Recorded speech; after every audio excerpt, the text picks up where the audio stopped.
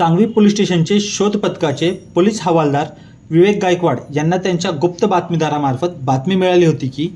दत्त आश्रमजवळील दापोडीकडे जाणाऱ्या नवीन पुलाच्या बांधकामाखाली जुनी सांगवी येथे एक इसम त्याच्याकडील सॅकमध्ये देशी बनावटीचे पिस्तूल विक्रीकरिता घेऊन येणार आहे। सदरची माहिती मिळताच शोध पथकाचे अधिकारी पोलीस उपनिरीक्षक चक्रधर ताकभाते व त्यांच्या साथीदारांनी तत्काळ घटनास्थळी जाऊन सापळा रचून त्या ठिकाणी असलेल्या आदित्य डोंगरे राहणार नवी सांगवी याला ताब्यात घेतले व त्याच्याकडे कसून चौकशी केली असता तसेच त्याच्याकडील सॅकची झडती घेतली असता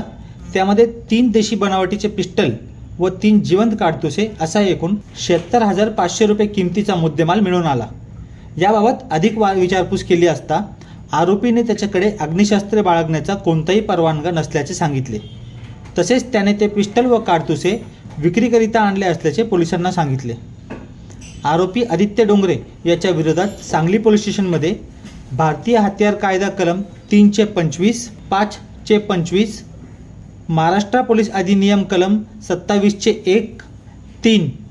व 135 अन्वये गुन्हा दाखल करून त्याला ताब्यात घेण्यात आला आहे। गेल्या 4 दिवसात सांगली पोलीस स्टेशनच्या शोध पथकाने एकूण 4 पिस्तल व 4 जिवंत काडतुसे जप्त करून उल्लेखनीय कामगिरी केली आहे।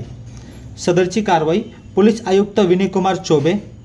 सहपोलीस आयुक्त शशिकांत महावरकर, अपर पोलीस आयुक्त वसंत परदेशी, पोलीस उपायुक्त परिमंडल 1 स्वप्ना गोरे, सहाय्यक पोलीस आयुक्त पिंपरी विभाग सचिन हिरे यांच्या मार्गदर्शनाखाली सांगली पोलीस स्टेशनचे वरिष्ठ पोलीस निरीक्षक महेश बनसोडे,